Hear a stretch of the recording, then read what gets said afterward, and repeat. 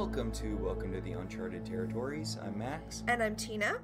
And we're here today with PK Tech Girl, the somethingth episode of Season 1. We're doing these in production order, not airing order, so that makes it kind of confusing. It's the 7th production order episode.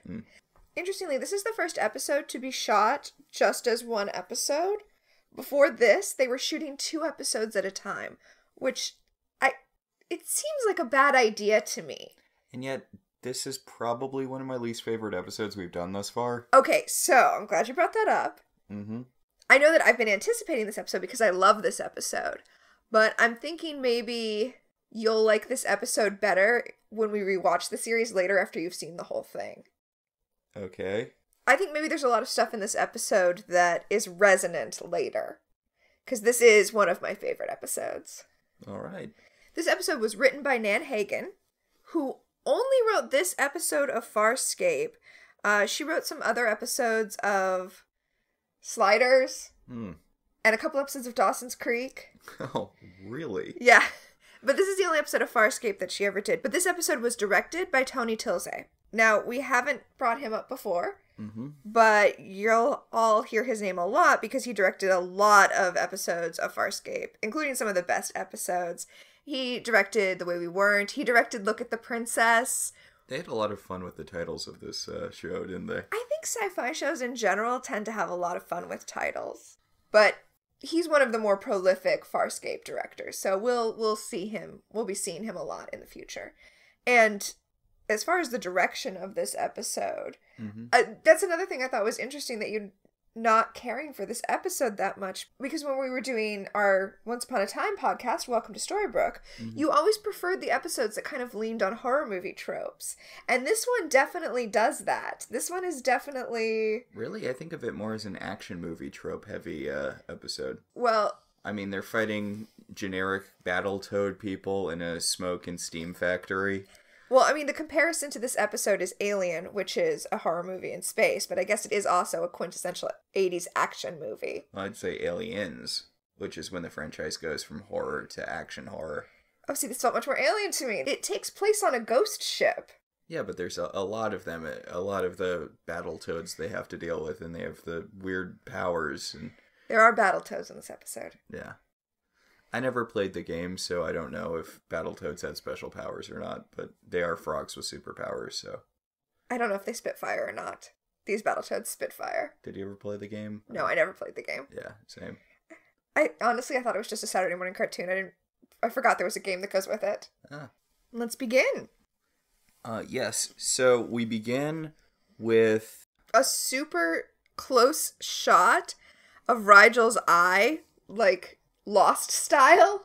We are like zoomed in all the way on his eye. It is very Lost.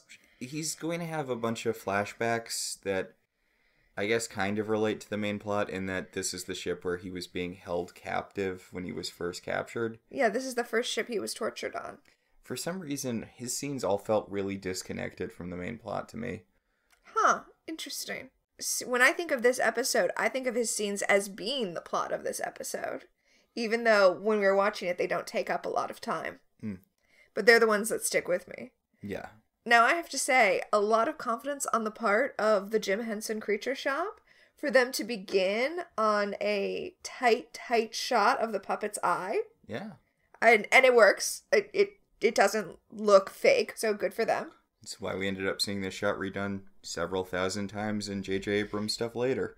Do you think J.J. Abrams was really inspired by Farscape? I wouldn't be totally surprised if he was. I would love to hear that J.J. Abrams was completely inspired by Farscape. Well, not as obviously as the people who did Guardians of the Galaxy, but...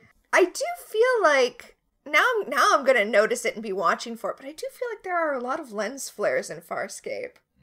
Not as much as in literally anything J.J. Abrams has done, but I feel like they do their share of lens flares. So, they're looking at an abandoned peacekeeper ship. Yes. In the... I mean, I guess it's all in the negative zone, the galaxy of terror, the Uncharted territories. I was going to say, it's the name of our show, man. Okay, this is the first episode where I really feel like attention has been brought to the fact that everyone is lost and not just John. because I never really got the impression that the other people didn't know where they were. Yeah, and that's going to be a big part of the plot in next week's episode, too. No one knows how to get home because... John did that slingshotty thing that just shot them out in the middle of nowhere. Well, and it's not just because John did a slingshotty thing, although, yes, John did the slingshotty thing that shot them into the middle of nowhere. But additionally, I think it emphasizes how this is not a Star Trek universe. I mean, I know we have Voyager, but this is not a universe where knowledge is super readily available to everyone. So, you know, if you imagine you're on a ship and you just are drifting out there. It just seems weird that they don't ask anyone at any point, because they've had several encounters by now. They could have asked, like, that cousin race of Dargos, you know. Well, things kind of went south with them before they got around to asking. Yeah, but it just doesn't feel like that's been part of the show up to this point. I mean, the only thing they were looking for star charts from them. That was one of the things they were asking for. And the next episode, the inciting incident is specifically going to be them going to a specific person that they have heard can provide star charts to them. That's going to be the inciting incident. Is it the Frankenstein guy? It's the Frankenstein guy. I remember liking that episode. Interestingly, that guy is both Frankenstein and Frankenstein's monster. Oh. Yes. Take that, pedants. Wait. Or is he? I do want to point out, though, when they see this abandoned ship, it's the Zelbinian, and we'll talk about what the Zelbinian is in a second. But everyone except Rigel wants to go on and raid it for, bits. Thank you. Bits. Huh. And they talk about all of the other ships that they've come across and raided, which lets us know that things are happening in this show. Off-screen. They're having adventures that we don't see. So they're probably looking for star charts off-screen, things that we don't see. Last time we dealt with this sort of situation was in that one where time kept on resetting for John. It was when they saw the ship that was having the distress signal, and Rigel was all like, hey, why don't we just wait until those two people are dead and then raid their ship for stuff? Yeah. So it's interesting that he's taking the opposite tack here. I think this episode just reminds me of worse versions of other episodes. Huh. Like, Erin's plot is a worse version of her learning about tech last episode. Last episode is really good. Thank God It's Friday Again is a great episode. And Rigel's origin, really, like, his origin stuff in this episode feels like a weaker version of when he was prisoner with that Cthulhu thing. Yeah. Thrown for a loss. Yeah. I can honestly see both of those. Although, not to spoil this episode, but Durka is kind of a terrifying villain. We don't get a lot of that in this episode, but in Durka Returns, we'll see it. Also, still no Crace. Okay. Like, he gets Okay, so it's so weird watching this with you, because it does, like a lot of shows, it takes Farscape a little while to kind of get going. Mm-hmm. So watching the first season and talking about each first season episode with you really highlights that. But also one of the things it highlights that I never noticed before is how much this insane military commander from the credit sequence does not show up at first. Thank you. I'm like, he's mentioned in every opening credits, and we haven't seen him since, I think, the pilot. I think you're right. Now, I will say that while he does not show up here, at least we know that the threat of him is out there, and there's someone else from his ship there. Who is he? Rex and Hannah? From Charmed. From our Charmed podcast. We know there's a big bad out there somewhere, and they're probably doing stuff. Although, at least in Charmed, Rex and Hannah occasionally show up. I was going to say, the opening credits doesn't have a sequence where they're like, the big thing that is motivating us is the fear of these two people. Whereas this show has a sequence in the opening credits where John says, insane military commander. And you know what? I keep saying DNA Mad Scientist is going to be the next episode we do. That's incorrect. The next episode we're going to do is That Old Black Magic, in which not only does Crace appear, but we learn his backstory. Oh, is this the one where Zan, it's a Zan episode, right? Okay. I don't know, because I thought this episode was a Rigel episode, and I would not have described that old black magic as being a Zan episode, but she does have an important plot in it, so... Unlike in this one, where I don't think she does anything. She might not even have more than a few lines in this one. She stays on Moya while everyone else goes on this Albinian. Zan is not feeling it this week. Yeah, she needed a break. They needed to not put her in so much makeup, as we have also discussed. So, back to the actual episode itself. So it turns out the ship that's floating in space is the Zelbinian, which is this historic, legendary peacekeeper vessel. And it was lost in battle, and no one knows what happened to it. It was the biggest ship, it was the best ship, it was the most powerful ship, and now here it is, disabled. My ship, which I have loved like a woman, is now disabled. Dear God, who writes this? Is that Brannigan line?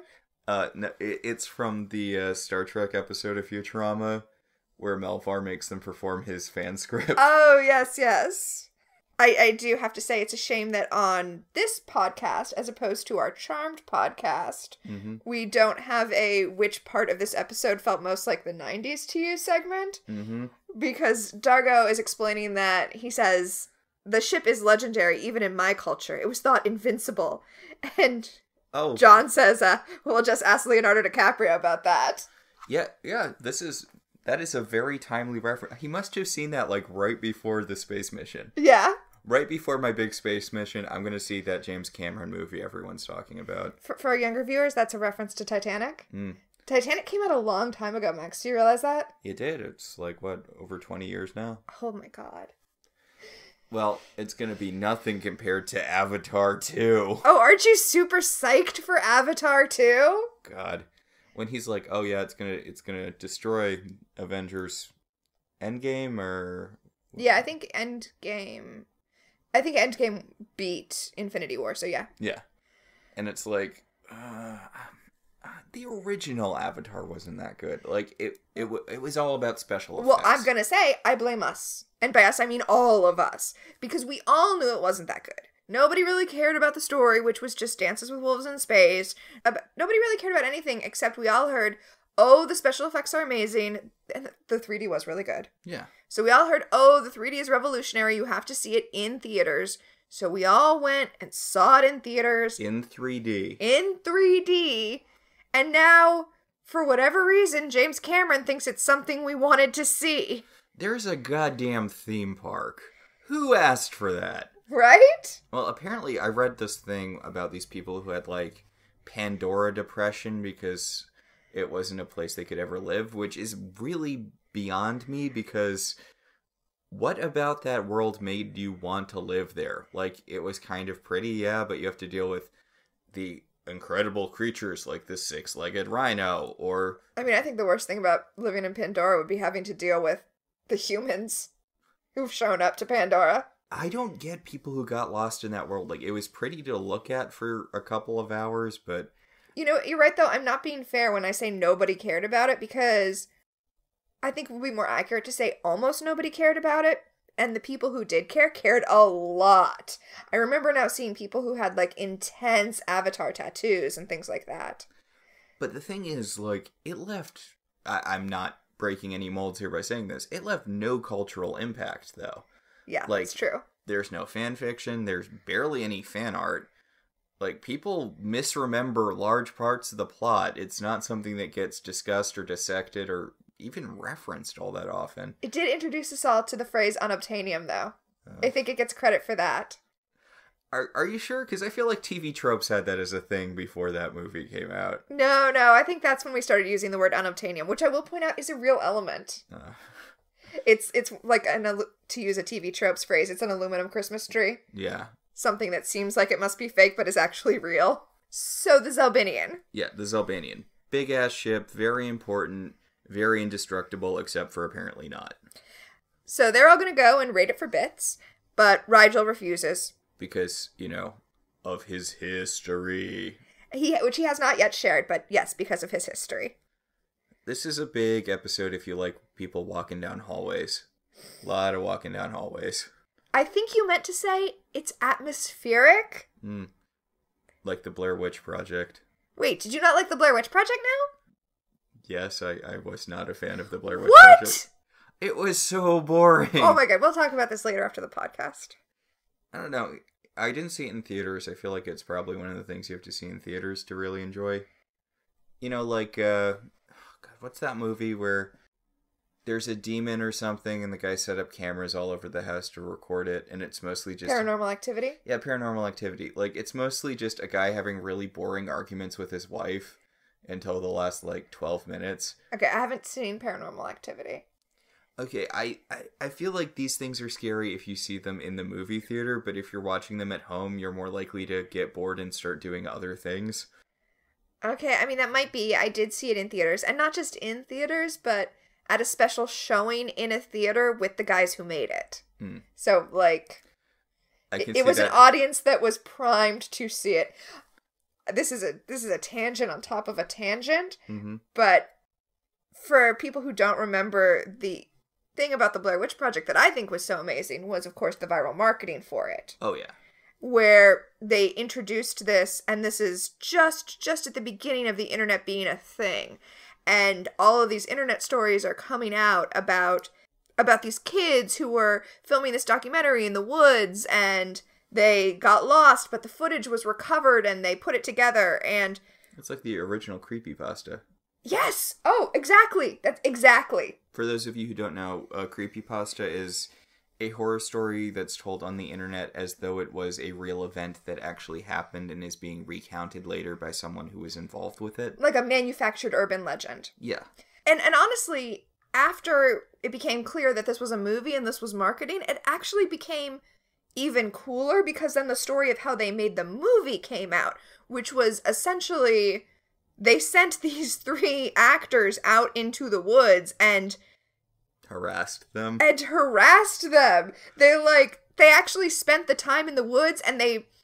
Honestly, you know what it was? They essentially filmed a LARP. Because they told them, go into that town and interview people, and then they had people planted to tell them certain stories, and at night they would run through where the kids were sleeping and bang on the tent, and they would, set up creepy things for them to find, and stuff like that. So, yeah, essentially they filmed a LARP. So, it was even cooler when you found out, how it was filmed. But at the screening I was at... There was one person who was not caught up yet. Mm-hmm. And when we were asking the filmmaker questions, this person asked, well, how did the families of these missing kids feel about you doing this film? And, it was silent in the theater. We were all like, we don't know how to respond to this person. And then the filmmaker, one of them was like, I don't want to spoil it. And then we all just kind of moved on. God.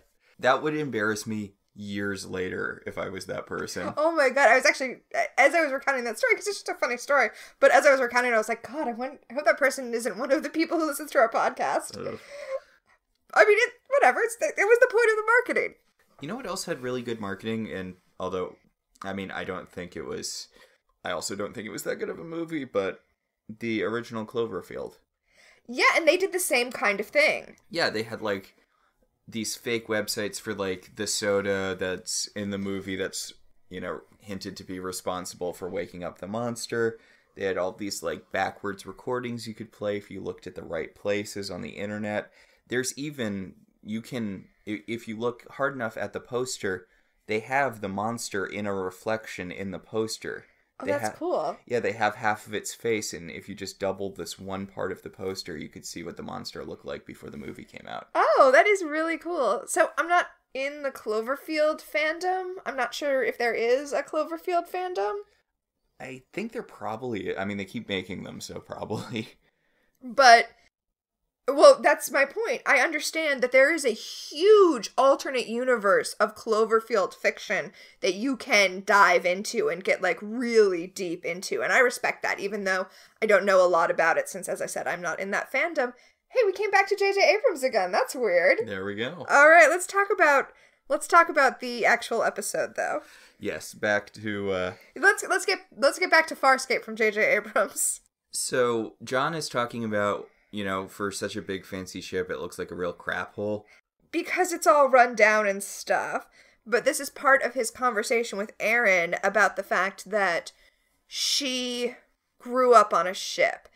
I think John is just starting to realize, because Aaron is the only person who looks like a human that he hangs out with on a daily basis, and I think he's starting to realize how very different her life is from his. She has never lived on a planet. For her, what's normal is to be confined and have everything around her be manufactured. This episode is not very well lit. I guess that kind of also goes into the horror Again, movie thing. I think you mean atmospheric. Yeah. In some scenes, the majority of the lighting is actually coming from the flashlights that the actors are holding. You know, that kind of made me curious about why they're not using lanterns. Like, I've used flashlights before in the past, but I feel like lanterns are generally better for lighting your way if you're trying to look around an area than flashlights. They definitely are. Also, we're not doing a segment right now, but if some sort of, like, reverse distant part of the universe, it seems strange that their flashlights would be exactly like our flashlights, but here we are. Yeah. I was pointing out that this scene is about John realizing that he really is in a distant part of the universe, but wow, those flashlights sure do look exactly like the Earth flashlights you would buy at Sears. Meanwhile, back on Moya, the ship. Right. I can't say back on the ship because they're also on the ship. Right, either Moya or the Zelbinian. Yeah, back on Moya, Zan and Rigel are having a conversation about why he didn't go with them, and he's like, I don't want to talk about it, I'm just going to sit here and think about it really hard. And she's like, oh yeah, not like I'm a telepath or anything. She's not that kind of telepath. She's not reading his mind right now. He tries to pass it off that he's just not interested in looting because he's above that, and Zan's like, you love looting. You loot all the time. It's definitely not that. I do love how kind of Zan's like, you know what, I don't really care. Like, she's pointing out that his motivation, normally he'd go on and loot with them, but whatever. She's got her own stuff to deal with. Zan's like, a lot of my plot has been bringing out the humanity in other people. I think maybe we should focus on me for a hot second. Even though, in this episode, we will not. Yeah, not in this episode. Back on the ship, John, Aaron, and Dargo realize that, essentially, it's been pre-looted. Scavengers have come before them, and anything of value has pretty much already been taken. But John points out that one of the consoles has lights that are still on. So... not very good looters, then. Well... I mean, I guess they probably got the more valuable stuff. Oh, what I meant is that somebody is on this ship right now. As John says, unless you have the world's best car batteries. So, John finds a corpse, and then the blonde people attack. Yes, a Sebastian person, a peacekeeper, was hiding underneath the space-desiccated corpses. Gross. Yes. So the corpses that we see are all mummified, I'm sure for standards and practice reasons. Or maybe even just for not being a gore fest reasons. Yes. But Aaron tells us at one point that it's because they've been space desiccated. So they're basically mummies now instead of, corpses. So this blonde peacekeeper shows up. Mm-hmm. And I just thought, good thing we're not in our Charmed podcast. Oh yeah, because things do not go well for blonde women in Charmed. But this is not Charmed. This is Farscape, where the blonde people live. No, in fact, it's good for her that she's a small blonde woman, because when she runs out, Aaron and Dargo are like, oh no, a peacekeeper, shoot it! But John, who is not of this world, is like, no, it's just a small blonde woman. Definitely don't shoot her. And saves her life. I guess it's good for her, and apparently she becomes a good character later in the show. But honestly, it feels like bad instinct on John's part. Sexism. That's sexism, John. Yeah, no, I mean, if this had been a peacekeeper marauder, he would not have jumped in front of them and tried to stop them from being shot. But because it was Jelena, her name is Jelena, John saves her life, which turns out to be good for them, to be fair. This whole episode feels very like the characters don't feel invested in what they're doing. Aaron has this weird jealousy thing towards Jelena, which feels totally artificial for her character up to this point. And, suddenly she has a big anti-science boner, even though last episode she was so excited about learning how to do science, even though it's something that, yes, is frowned upon in her species or whatever. But you think it wouldn't be, considering that they need science to do better war? It's not that it's frowned upon. It's that it's disrespected. It's yes, not an exactly. honorable profession. But yeah, in the hierarchy of her society, she as a warrior is above this tech girl. Yeah.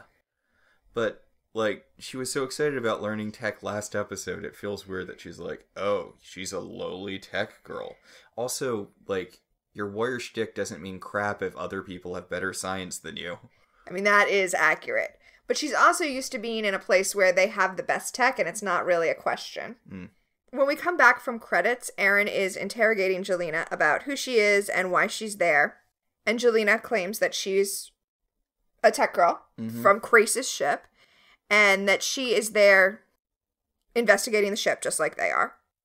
Seems weird that she ended up in the same part of the universe they did. Random happenstance and all that. Well, I mean, it's not random. She's from Krace's ship, and Krace is chasing John. So I guess we have to assume that the crew of Moya are leaving enough of a trace behind them that Krace is able to chase them. And the reason that Krace is not here in this episode is because they investigated the ship. Krace left Jelena and a couple of guys with her to see if there was anything salvageable in the ship, and then he took off to keep chasing John. Oh, ironic. He's really bad. Wait, so was Moya here before then, or? No. Then why did they stop here in the first place? Because they saw the Zelbinian. Remember in the opening we established the Zelbinian is a cultural treasure to the Peacekeepers. It was like their most legendary ship. It seems weird that whatever thing he has for tracking Moya didn't tell him that Moya was on the way to the place where he was. Well, I don't think he's tracking them, like, from a technological aspect. I think he's literally just stopping places and asking if they've seen this crew. He'd have luck on that other planet, assuming the insurrection goes poor. Well, I guess no matter which way the insurrection goes, he's probably going to figure out that they were there. Yeah, definitely. So, John is defending the blonde girl, like, just because she was part of Grace's ship doesn't mean blah, blah, blah. We probably shouldn't just go around murdering people. And Aaron's like, okay, she's going to go back to Grace's ship and say that she saw us, and then he's going to be able to track us even more than he already is. Although, this doesn't come up until later in the episode, but it's really in her best interest not to say anything, given what happened with Aaron in the pilot. And that actually will come up in this episode. And it's part of how they resolve this. Yeah. It will be heavily implied to be the reason that Jelena doesn't sell them out. Which, you know, I mean, really, it's on Krace, right? Like, well, I mean, it's more irony, right? Krace, when we do finally see him, will be shown as a man who is destroyed by his own fanaticism, right? So in this case, if he wasn't so obsessed with finding John, he'd have stayed behind on the Zelbinian the way he should have, and John would have come right to him. Also, Jelena is way more, as they called Aaron, irreversibly contaminated by alien contact than Aaron ever was. And yet, because of the way he treated Aaron, the very thing that they feared from her will come from Jelena. On the Zelbinian, Jelena continues to tell her story and says that she had a crew of marauders protecting her, but right after Krace left, another ship showed up, people came on board and attacked them, she hid, and basically the guys who were supposed to be guarding her were wiped out. How much do the Marauders suck? They were talked up so much in their initial episode, but they've got their asses handily kicked in every episode. I was going to say, she specifically says it was a crew of Marauders, which means that it's like the ultra combat guys that we saw in an earlier episode, and they were just totally wiped out by the aliens that came on this ship. Yeah, the Marauders are supposed to be like super Marines, but John beat them by turning up the heat a little bit, and these frog guys just belched fire on them until they died. Yeah, no, I mean, you're right. This isn't speaking well to the Peacekeeper military. That is a fact. They had much more trouble with regular Peacekeeper grunts. Well, I mean, there are more Peacekeeper grunts. I think it's just a numbers game. I do. I think that they just swarm people. Which also points to the warrior culture shtick being dumb. Yeah, well, I think the show would agree with you on that. You don't win by having more training and honor and stuff. You win by having more people with more weapons. Yeah. So, Rigel comes over to the Zelbinian to look for everyone else. And he's basically going to face his demons. I don't think when he comes over to the Zelbinian, I'm trying to remember, I don't think he actually ever meets up with everyone else. Like, he has his own little side adventure in an entirely different part of the Zelbinian. But Rigel goes over to supposedly get the rest of the crew because they aren't responding on comms. But what's actually going to happen is he's going to face his demons and have all sorts of flashbacks. Yeah, he's going on a little character side quest. Yeah. Meanwhile, John is he's using his bard skills to try to seduce the enemy. Try? Successfully seduce the enemy. I think it's cute. She tells him, "Thank you for saving my life." And he says, "I try to save a life a day. Although usually it's mine." It is cute. Meanwhile, Aaron is grumpy. Yeah, Aaron is grumpy with Dargo because John is out making friends with the enemy. And Dargo's grumpy too because he's like, "I barely got used to you, Aaron. I definitely am not about to get used to another peacekeeper." I keep forgetting Dargo's in this episode because it seems like they spend a lot of their time ignoring him. His moment with Aaron is important when they're off on their own because Aaron tells them what the peacekeepers are from her point of view. And I think that's important. So far, we've seen the peacekeepers as essentially stormtroopers of the evil empire. Mm-hmm. So you need to understand why a person that you're supposed to like Aaron, would join them. And she says that they are hired by other cultures to maintain order. They're, in her opinion, in her value system, they are a good in the universe. Even though, we know they're bad. And Rigel reminds her that they kidnap and torture people and create coups. Yes. Like some other peacekeeping forces that I could name right now. Mm. Speaking of Rigel, Rigel does catch up to John and Blonde Lady, and he's like, Really? Really? I left you alone for 10 seconds and you picked up another goddamn Sebacean? Yeah, John does do that, doesn't he? Pick up Sebaceans? Yeah. I mean, he's the one that made them take Aaron on board in the first place. Yeah. So, John goes off to look for Aaron and Dargo with Blonde Lady, while Rigel wanders off to reminisce about that one time Grand Moff Tarkin tortured him for a whole bunch. Yeah, Durka does kind of have that look. He's, like, bald and scary, and he's got one eye, and he's got, like, the scar down his face. Mm. Yeah. What's it called? It's that German dueling scar that's a thing. I didn't know it had a name. Lots of villains have it, but I did not know it had a name. Yeah, it's a reference to a thing that used to happen at German military academies. That is fascinating. I had no idea. On the Zelbinian, John comes across a corpse, and Aaron realizes it's a corpse of somebody who was in her unit. So Jelena gives her the news that since she defected, everyone who was in Aaron's unit has been demoted until Aaron is killed. Wow. Which hits Aaron really hard because these are people she's still loyal to, even though she's, left the Peacekeepers, been forced out of the Peacekeepers. Yeah, that's on Grace. It's not on her. But it does give her an emotional moment of feeling guilt, essentially. I like that even though Aaron has joined up with Moya's crew, even though Aaron is not a Peacekeeper anymore and John keeps telling us that she's good, I like that there are still reminders early on that the way she was raised hasn't completely been erased from her yet.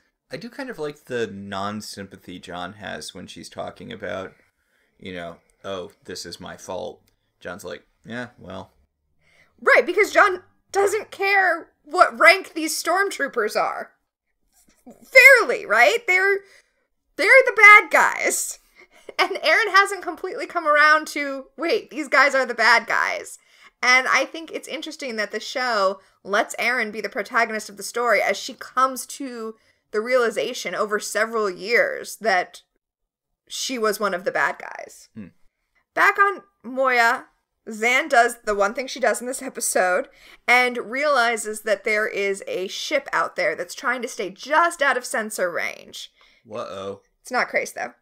It's the Battletoads. It's the Battletoads, who are called the Xiang. The Xiang are going to come back and decimate Moya, essentially. Yeah. Aaron freaks out at Jelena about this because clearly Jelena knew that they were going to come back, which she did. Mm-hmm. Yeah, she knew that they had stripped everything they could carry, but they were going to come back and try to take the defense shield off of the Zelbinian, because apparently the defense shield, while not operational, is more or less repairable enough that it's worth stealing. It's the least damaged part of the ship, and it would be a big boon to the Battletoads, I don't know, army? Are they an official army? Are they raiders? They're raiders, yeah. But it would help them to have some serious military hardware. Yeah. Dargo goes back to Moya so that he can fight the Battletoads, and also so that he can give Zan, and therefore us, some exposition about them. You see, Max, you thought that the Luxons were the warrior race, but it turns out it's actually the Xiangs. The Luxons are, like, honorable warriors, but the Xiangs are, like, mindless warriors. They pursue everybody. If they sense weakness, they'll destroy you, but if they sense that for even a second that they don't have the advantage, they'll flee. This universe has a little bit of an whoops all warrior races aspect to it. Yeah. I mean, like, you get two warrior races.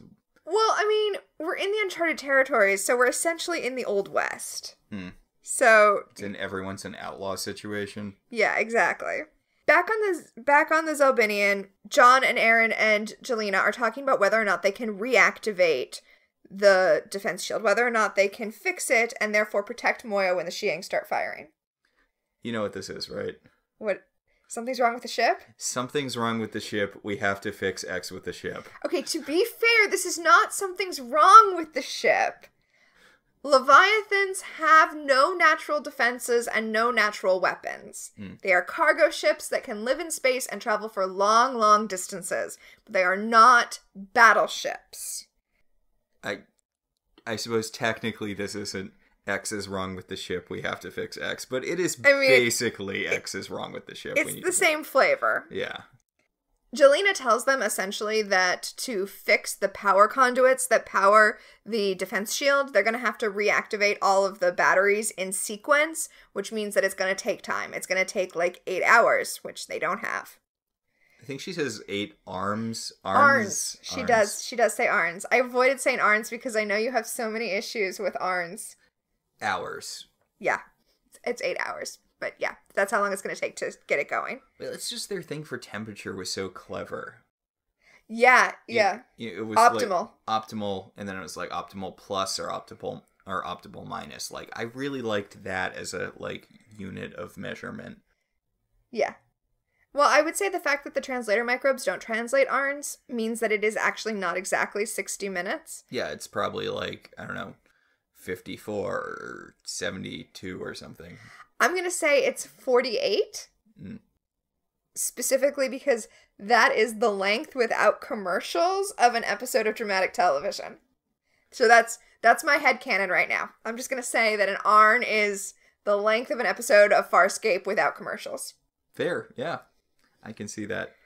So she gets started on the repairs, and we cut to the Xiang ship where we get our first look at the Battletoads.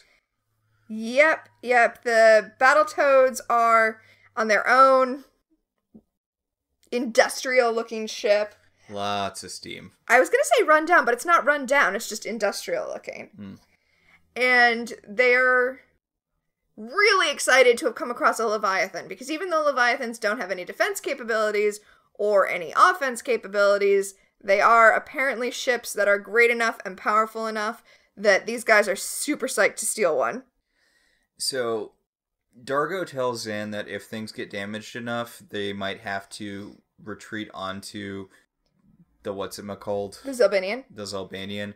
And Pilot's like, hey, instead of just ditching Moya, why don't we try to get Moya, like, away from the fire? It's scared of fire. Fire bad. Also, like, not just ditching Moya, but ditching Moya and Pilot. Pilot's attached to Moya, so they're like, well, we're fucked, gotta go. Pilot's like, hi. How about no, please? So, in the subplot I kind of forgot was in this episode, Zan and Dargo are going to attempt negotiations with the Battletoads. It's funny because John, their bard, is off on the ship doing tech stuff, so Dargo's gonna have to do all of the bard stuff using purely his intimidation skill. Oof.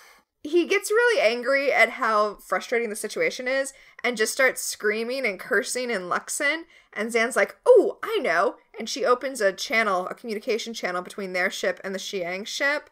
And so what the Xiang see is a super close shot of Dargo ranting in Luxon. And they're like, oh, fuck.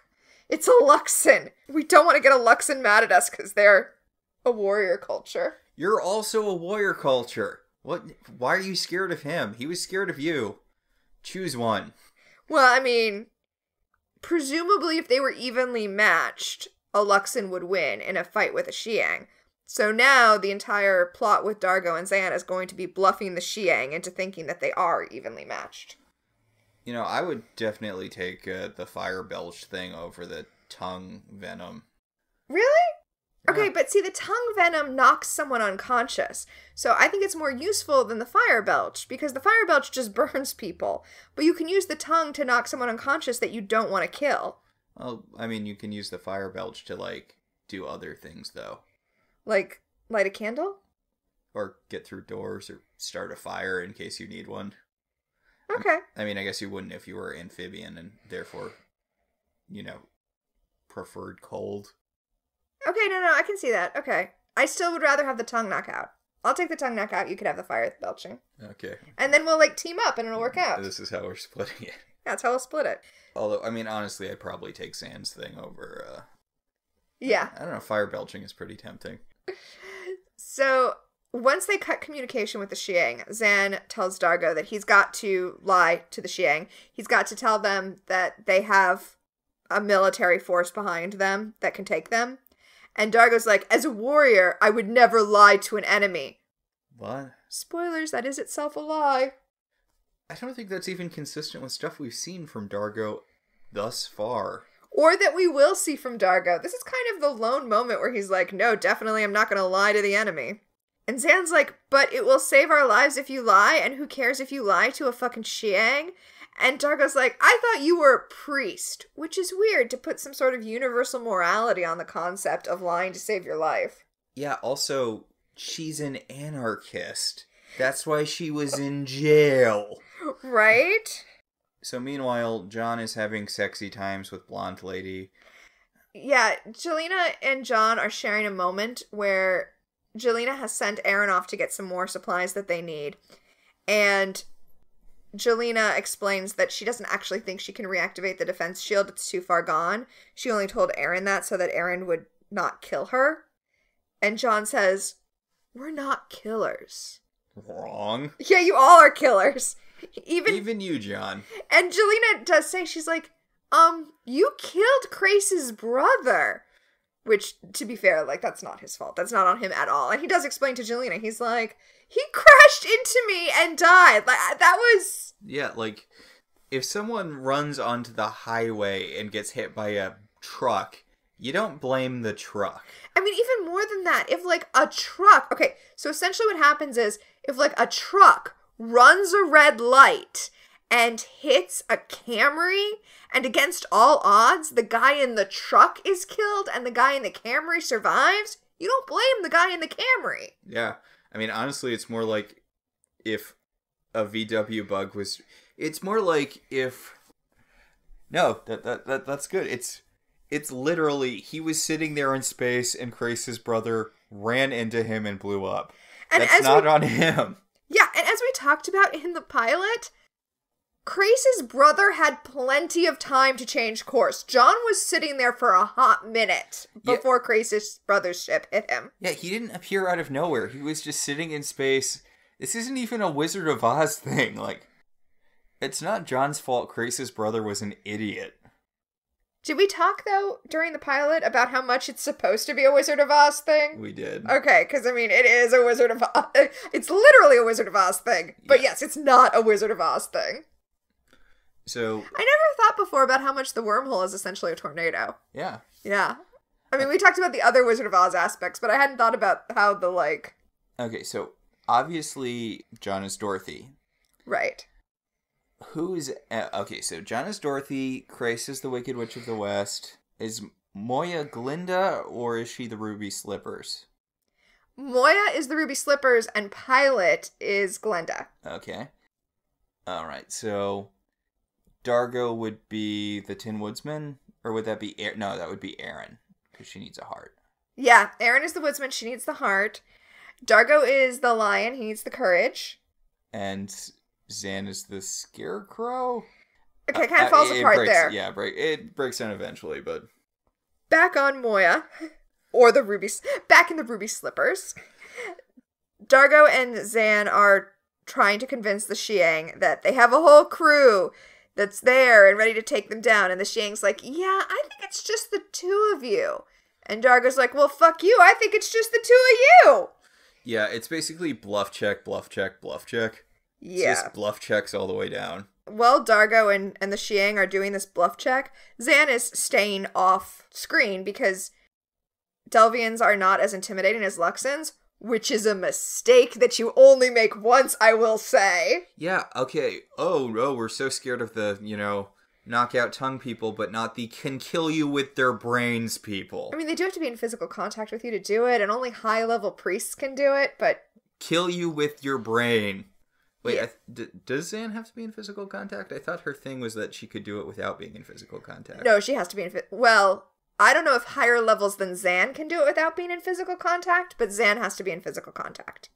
No, but she's only level 8. We don't know how many levels it goes up. It's true. It's true. But Zan has been staying out of sight and kind of whispering at Dargo what to say.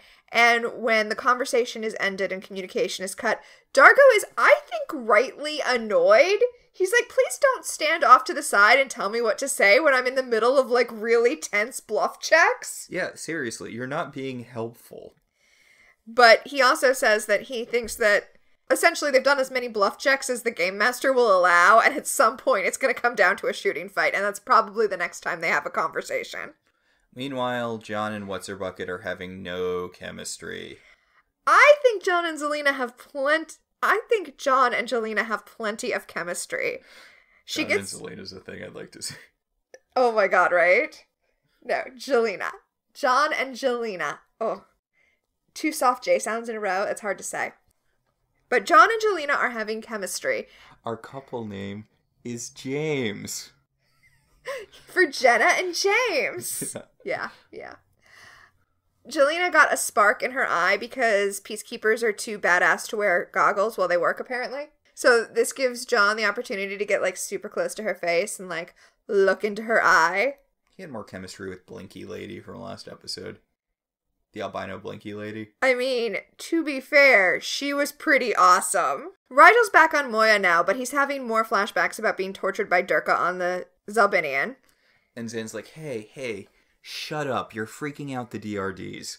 And he's like, I am having so much PTSD. Honestly, for the character whose whole thing is being sensitive to what other people are feeling, Zan is like, well, go deal with your PTSD because it's annoying the ship robots. Hey, no one thinks about the DRDs. That's true. People are really mean to the DRGs. And I know I called them ship robots because they are, but they really have a kind of a dog aspect to them that makes me angry when people are too mean to the DRDs. Yeah. But in this case, it's not like Rigel's being mean to the DRDs. They're just unhappy at how freaked out he is. Yeah, like how dogs pick up on your emotional state. Exactly.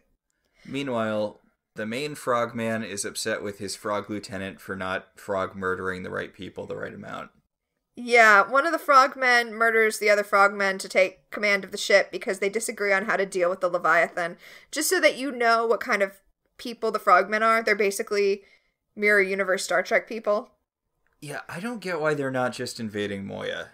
Because they think that if they invade Moya, they'll find out that it's filled with Luxans who will murder them. That sounds like weakness to me. They really did, for this episode, have to walk a fine line where they kept the Xiang in a holding pattern where they weren't sure if Dargo was lying or not. If they were certain Dargo was lying, they would invade, and if they were certain Dargo was telling the truth, they would retreat. That's what was established. So, yeah, they did have to kind of hold it to a fine line there. So, meanwhile, lots of fast ship fix in action, or shield repair in action. Yeah. Yep. Everyone's sweaty, they're all wearing tank tops, they're all sticking fake tubes and other fake tubes, steam shooting all over the place. You know, it's funny. I was saying this is more of a horror movie than an 80s action movie, but man, they did sure get everyone down to tank tops fast, which I feel like is definitely an 80s action movie trope. Although, Erin in this episode is not wearing her Peacekeeper uniform. She's just wearing her... John McClane gray tank top.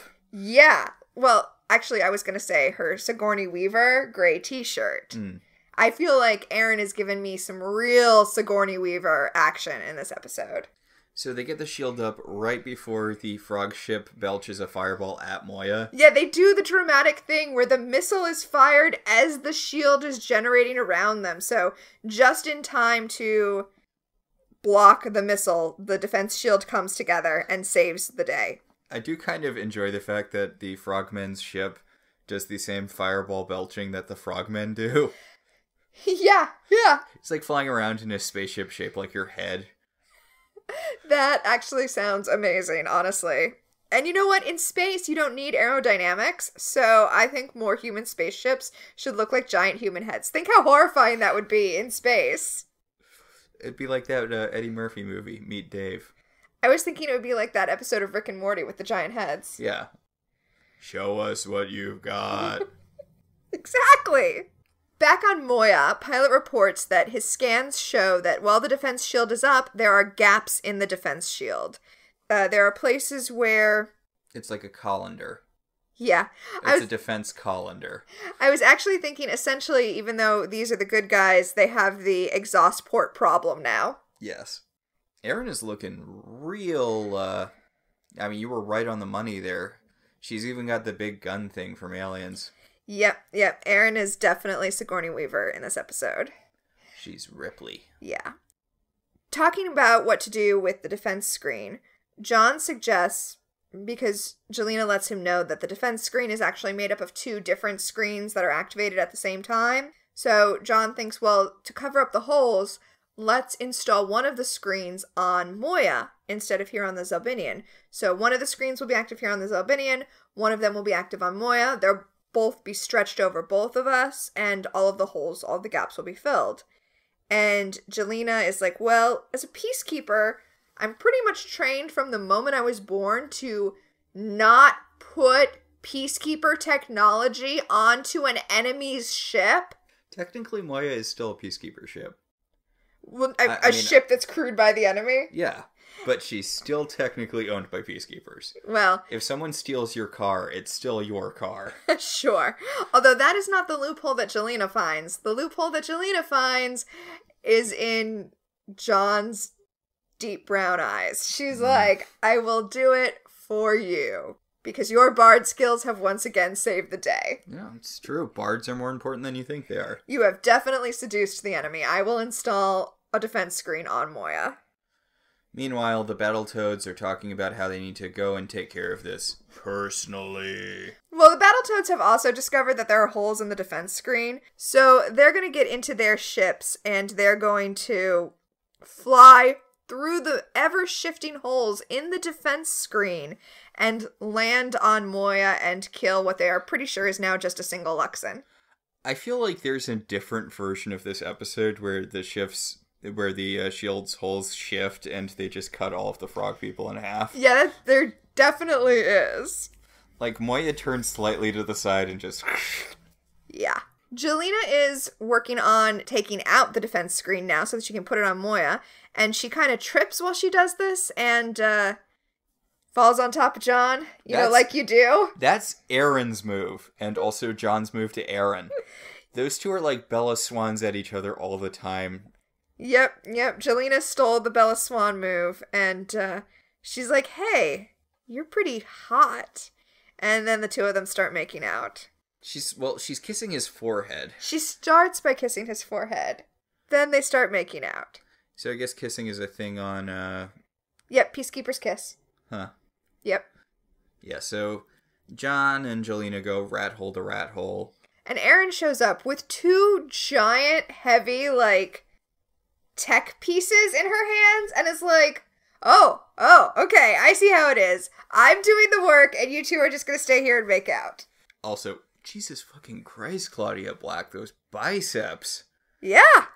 She just grabs this giant piece of tech and she's like, well, if you're done making out, I'm gonna go save all of our lives. Look, jealousy aside, which, by the way, this is the moment in the show where Erin recognizes in herself that she's jealous and that must mean that she has feelings for John, a thing that she has not previously recognized. But that aside, I'd be super irritated if I came across two people making out while we were trying to not die. Seriously, I mean, not the time. Not the time. Okay, fun trivia fact though. She picks up like a really heavy piece of equipment and storms down the corridor, and John storms after her and they have a conversation. Mm-hmm. This conversation had to be ADR'd later. Claudia Black had to go into a sound booth and re-record the lines so that they could put them over this because on the day the sound wasn't good. I know you know what ADR is, but I thought maybe not all of our listeners did. Yeah. And to get the feeling of carrying something heavy so that her voice sounded right when she was in the sound booth, she lifted up the director and held the director while she was saying these lines. Dang. I love Claudia Black. How could you not? So, it's a good thing that this is all in the dark and kind of off, because that helps sell the ADR as actually happening in... I actually, usually ADR, when you know what it is and you start to realize it, is really obvious and kind of jarring, but in this scene it's not. So, yeah.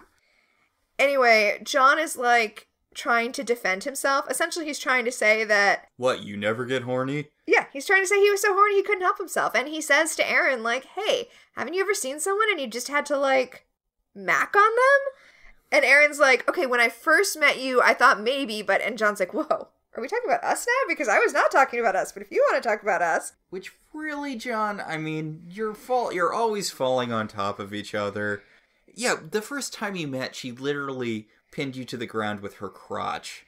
I think John didn't realize that was how peacekeepers flirt.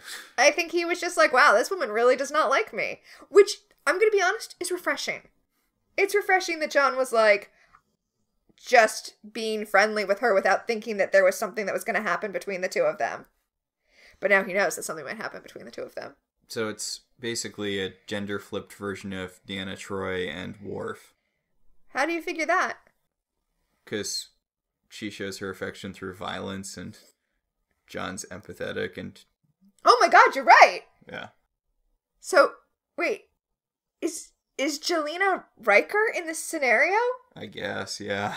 Okay, that's where we are. Okay, alright, I'm there. By the way, I want you to appreciate me actually knowing that Worf and Deanna Troi dated at one point. I don't think that's any of the episodes we've watched. We have not watched any of the episodes where they're dating. I do appreciate that you know that. I basically, I did the... Remember that episode of The Simpsons we watched yesterday where Bart had the Smartasses Guide to the Bible? Yes. I have that for Star Trek, where I only know the weird, stupid stuff that happened in Star Trek. Nice. Have I mentioned to you before that Peter David, who wrote the book Imzadi, which is about why Deanna Troi and Riker have a love story for the ages that cannot be ignored, had to write a sequel called Imzadi 2 about how, wait, no, it's okay that she's in love with Worf now because people were so upset about her getting together with Worf. She ended up with Riker, though, right? Didn't, like, one of the movies establish that they ended up hooking up again later? Or... I'm pretty sure yes. I stopped watching the movies. But yeah, I'm pretty sure yes. Fan-preferred couple always wins out. Well, except when it doesn't. I mean, I was worried for her physically being with Worf, because, like, she talks about how Worf people, Klingons, are, like, violent during sex, and that wasn't something she was into, and I'm like, then maybe you shouldn't be dating this guy? So later, when Star Trek The Next Generation ends, Worf will move over to DS9, and Worf will end up hooking up with Dax, who is a much better match for him, but the two of them, like the running joke once they hook up, is that the two of them are in sickbay constantly with sex injuries. God. We should watch some DS9. Okay. So, back on the Zelbinian, I guess Rigel came over again. Okay, so it's weird to me. I know that Moya has multiple shuttles. But why is Rigel zipping back and forth between these two ships all the goddamn time, especially during a battle with the Battletoads? Right? Oh, I guess they're hooked up. So I guess there's like some sort of, I guess their airlocks are They're airlock to airlock. Oh my. Yeah. So I guess you are just walking back and forth and not taking a shuttle. So I guess I take that back. But yeah, for somebody who's afraid of the ship, Rigel is popping over quite a bit. But Rigel popped over to find Durka, and he does. He finds the corpse of Durka, and he sees that not only is Durka dead, but he has a blaster in his hands. Durka has... shot himself. Right. When he realized the ship was going to be taken, he killed himself, which Rigel and all peacekeepers would see as a cowardly act. So all of a sudden, it kind of takes away some of the fear of Durka, because at his last moment, he was not this super scary guy. He lost the faith, as it were. So Rigel spits on him, and luckily, considering it's been hundreds of years, his Dominar medal is like right there on Durka's desk, so he takes his Dominar medal back too. Cool. Now he can reclaim his people anytime he wants. As soon as he can find them. So I guess the Xiang do have a bunch of people, even though we only see 3 of them, because they shoot off a bunch of shuttles, like dozens of shuttles, trying to get through all of the holes in the defense screen. It's the 90s, we kind of know how to use CGI. I was actually going to say that the CGI in this is not bad, especially considering when it was from. I think the defense screen is really well done. Yeah. I mean, yeah. It's not bad for the 90s. It's very good for the 90s. So, a few of the frog people get in, some of them do explode, which... all of the named frog people get in. Only unnamed frog people explode. I do appreciate that we see the shots inside of the cockpit of the shuttles of the frog people. Very Star Wars-y. And it's very Star Wars-y, but of course these are the villains, but we're getting very rebel shots of them. On the Zelbinian, Jillian has done a thing. She has these 2 power things, tech stuff, like technobabble, whatever. Power converters. Yes, but... sent away to the Hashi station and everything. Look at you with all the sci-fi references this week. Yeah, I'm a regular, I don't know any famous sci-fi fans. Is the guy who played Wesley Crusher, does he count? Sure. I'm a regular Will Shorts. Will Shorts writes the New York Times crossword puzzle. I know what Will Shorts is. Yes. Anyway, the upshot of all this technobabble is that there are these two power things that are going to be activated when Jelena does her thing, and John needs to hold them apart from each other because they're going to be magnetically attracted, and if they touch, everything will explode. So, uh-oh, attraction is bad. Wow, I didn't even really think about, like, the metaphor of that. You're right, it's a really obvious metaphor that I wasn't even thinking about. Yes, just like with John and Jelena, if they get too close, it will be explosive and things will be bad. Huh. Wow. Okay. I'm embarrassed to have not seen that really obvious metaphor. I'm kind of excited that you pointed it out. I was just trying to establish what the stakes are, but okay, here we are. The important thing is that John is standing in the middle of the room, holding 2 different things over his head away from each other. Yes, he's holding these 2 paddles apart, but a Xiang has gotten onto the ship. Dun, dun, dun. Yep, so Aaron has to find the Xiang and kill it because John is not in any position to do anything. Yep, he's just standing there where blue electricity goes over his chest. Yep, and Jelena is working as fast as she can to finish doing the thing she's doing so that, John stops needing to hold them apart. So Aaron encounters one of the frogmen. She's holding her giant-ass gun at him. She looks really Sigourney Weavery, but he burps fire at her. Yeah. That's the thing about when you encounter an enemy that can breathe fire. She, holds the gun at him and she's like, put your hands up. And he's like, okay. And puts his hands up and then breathes fire at her because he's essentially a dragon. Yeah. I mean, the Xiang are essentially dragons. Until we meet another species later that's even more dragons. Okay. So, one of the Xiangs gets to the door and John's like, uh-oh, Aaron, please come save me because I definitely can't let go of these paddles. I do he says, froggies come a-courtin'. Yeah. Which, that's cute, I like that. But Aaron is being routed around the ship by one of the other Xiang, specifically so that she can't reach John. I do love how the frog guy is just belching as much fire as possible to blowtorch his way into the room. So the frog guy is belching as much fire as he can to melt a hole in the door. Yeah, and I do like, we've been talking about them breathing fire, but this is the first time John has actually seen them breathe fire. And I like his shock where he's like, why didn't anyone tell me these things could breathe fire? Which will be useful later on Previously Ons when we deal with Xiang later. Whoever's editing together the Previously on Farscape can just have John saying, why didn't you tell me these things breathe fire? So that the audience knows that they breathe fire. So they break into the room and they're setting everything on fire, and John calls him a gas hole, which I like. Because, the fire is presumably gas powered. He says, listen, gas hole, if these things touch, we're all gonna die. So, stop. Yeah, and Aaron just shows up and shoots the guy. She slides down a chain from the ceiling and shoots him like a fucking action star that she is. This whole sequence is very action movie-y. She blows him up and goes, sorry about the mess. Because she's a badass. And John and Jelena are just like cowering in the corner like, God damn, we were gonna fuck each other, but maybe we should both fuck her instead. There's a beautiful shot where she's walking. She's not in slow motion, but you can kind of feel the slow motion around the shot as she walks through the fire holding this giant gun. Yeah. So the frog person threat is now over. So the Xiang threat has been neutralized, and now the question is, what are the Moya crew gonna do about Jelena? And the answer is they're going to send her back because she can't say anything about them without getting summarily executed. Yeah, basically. So, obviously people are worried that she's going to tell Crace where they are and, they'll all be hunted down and murdered, but... Yeah. It's actually nice. We saw Dargo using his intimidation earlier in this episode. Mm-hmm. And obviously John was always barding it up. But now we see Aaron essentially using bardic skills. She explains to Jelena, look, I've been in your position right now, and if you tell Crace, you're never going to be a part of the society you love. You're never going to see your family, you're never going to see your friends, and everyone you love is going to hate you. She's able to connect to her like peacekeeper to peacekeeper. She's like, I was in this position. I know where you are. I know what you care about. And I know that it will all get taken away, just like it did with me.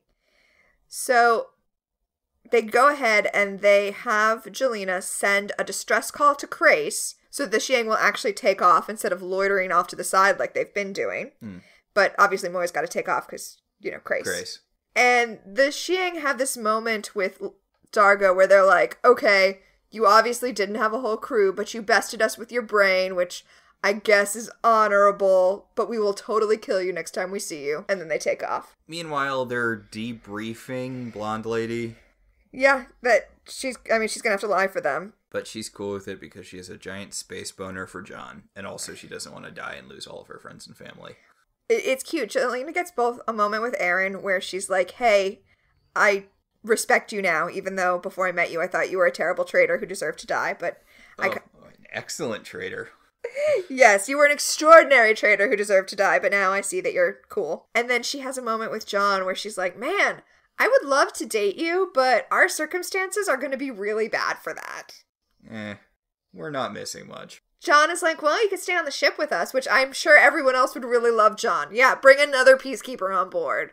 But Jelena's like, no, I like my life, so I'm going to go back to the enemy and hang with them. I'm going to go be a bad guy some more. Yeah, you're cute, but you're not that cute. And she's like, you could come visit me on my days off, on the ship with the guy who's trying to kill you. And they're like, well, I guess that's it for us. We're definitely never going to see each other again. Wah, wah. Yeah, they make out some more, and then she goes back to wait for Crace to come back and pick her up. Which, that's kind of a big assumption on her part that he's going to do that, right?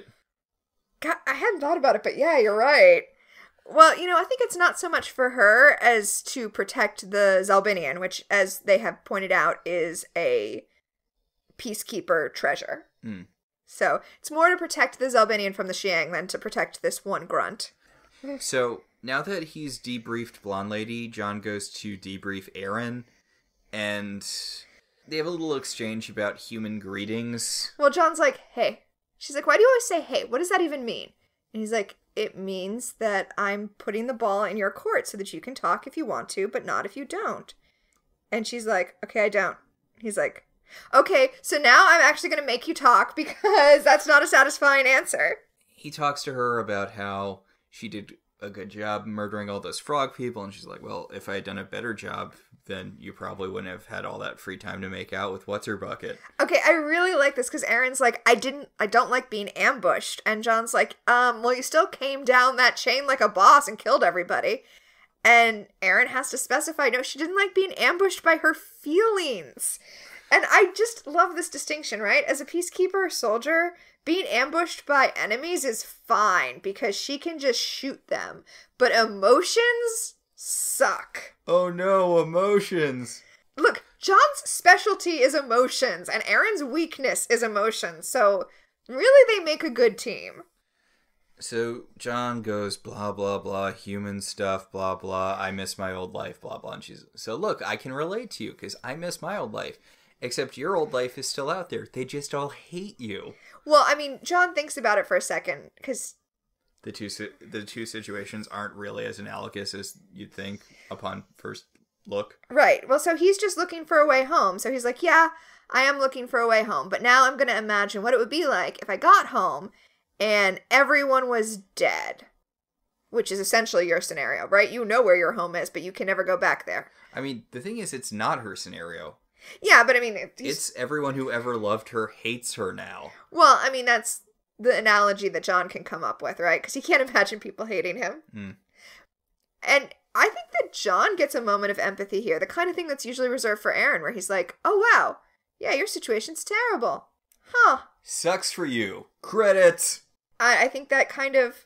This whole episode gave John an opportunity to see how different Aaron's reality was from his. The episode should have focused on that more. That was the strongest part of this episode, and it sort of barely comes in at the end. It's not just him realizing here that her leaving her life behind really means her old life is dead to her, in a way that his is not.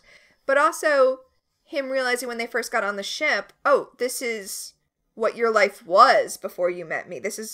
It's so different from what I experienced. And even when he meets Jelena, realizing... oh, I've been imagining peacekeepers as the evil empire from Star Wars because they essentially are. But now I see there's like day-to-day life and interaction and people, and you lost all of that too. I see what you're saying, and I think that's a really good premise for an episode. I do not think this episode pulled it off at all. I think if you need to have a several-minute-long speech explaining what happened in the episode at the end of an episode, it means you have not done a good job establishing what the episode was about. All right, well... You can't just have your characters say how they feel. That makes me feel angry. All right, well, we'll come back next week, because next week's episode, in the same way that the first episode of Star Trek Next Generation I showed you was the Highland Sex Ghost episode, because I knew that that would be up your alley, even though it's not... a good representation of what Star Trek is. Yes. If I was choosing the first episode of Farscape to show you instead of us watching it in order, it would probably be this next one. Okay, so I just want to summarize my feelings on this episode a little bit more. Okay. It did not feel cohesive enough. It didn't feel like it was following a single plot, or even 2 or 3 plot threads that work together. It felt like too many disparate elements, didn't have a cohesive enough theme, and that just didn't sell me on any of the character stuff. Well, the character stuff really works for me in this episode, but when we're talking about it, you're right.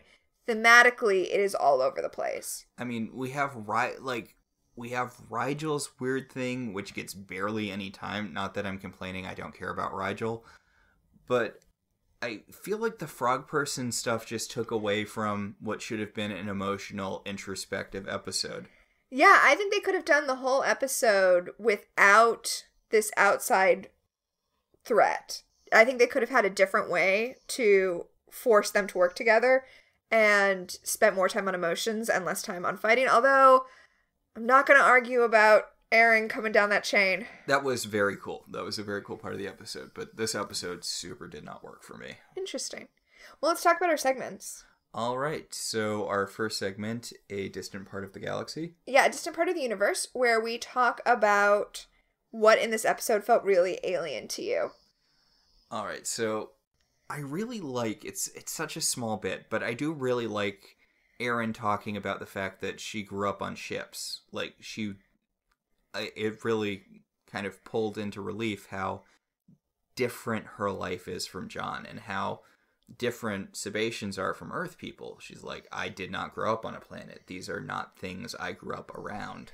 That was mine as well. Even in other sci-fi shows, when we talk about alien races, we don't get a lot of space-faring races. And those are always more interesting because that's where you get things that are truly, truly alien. And plus it sort of builds into why the Sebastians are like they are. Like, why their culture is so important to them. It's because that's all they have as a touchstone for their people. Like, they don't have locations. They don't have... Finding the Zelbinian, which had been lost in battle, was essentially... It would be the Earth equivalent of finding Atlantis. So our second segment is... Strange alien creatures? Yes. The frog monsters, right? I mean... So, okay, we usually talk about the puppet that looks really good. In this case, the frog monsters are pretty remarkable. They're people in rubber suits who both manage to move pretty well, or at least are shot so that any awkward movements are hidden, and have distinct facial expressions. Distinct faces in general. Yeah. I mean, thank you, Jim Henson Creature Shop. I want to draw special attention to the guy Dargo is talking to on the communicator thing. Maybe it's because they didn't have to make him move around as much, but he has a really, like, his face is a lot rounder, and the way his mouth kind of works differently, and it really works. I think that's probably my favorite. Yeah, in prepping for doing episodes of this show, I've been watching a lot of YouTube videos about the Jim Henson Creature Shop, and it's amazing how much they can get facial features to articulate. Our final segment is Looking for a Way Home, which is what in this episode really resonated with you. I guess it would probably be Aaron's stuff. Uh-huh. I don't like that it was filtered through relationship jealousy. Yeah. That was dumb. But I do like her confronting the fact that her old life is dead. And I do like that she's done that before in the show, but this really feels like more of an autopsy. And I get why PK Tech Girl was a necessary thing. It's her explaining to a third party, essentially, why Aaron can never go home. So, normally the new girl who's introduced to push the endgame ship along. So, introducing... The Apollo. Yeah, like the Apollo from Friends. Normally that's my least favorite trope ever, but I don't mind it here, mostly because nobody acts outrageously. Like, Erin realizes in herself that she's jealous and she does not like it, but she moves on. And John doesn't act like a jerk to either of the women. And Jelena's just there. So, yeah, even though I normally hate this trope, I actually don't mind it in this episode. And I do like that it's going to push forward the John-Aaron relationship, which I do like. So I guess that'll about do it. Yeah, I guess that's it for this week. Next week, as I mentioned, will be That Old Black Magic. The description for that episode is, Crichton is placed in a head-to-head battle with Crace by a magical being named Muldus, who feeds off the emotions of others and makes himself stronger by absorbing all the negative energy and anger from Crichton and Crace. Muldus. So funny, too. And, you asked if it's a Zan episode. Zan does have all of that important stuff, and they don't even mention it in the description. So I'm excited to get to That Old Black Magic. Yeah. But I guess that's it for this week. Yeah. Our show is partially listener supported. If you want to be one of those supporters, you should head over to our website, www.welcometotelevision.net, and click on our Patreon link. We'd like to thank our current $5 and above patrons, Beryl, Patricia, Sam, Cassidy, Alex, Alicia, Ryan, Maricruz, Rosa, Javier, and Benjamin. If you'd like to support the show in other ways, you could always rate and review us on Apple Podcasts. It helps other people find the show. If you want to talk about this episode, or any episode of any TV show, you should join our Facebook group, Welcome to Television.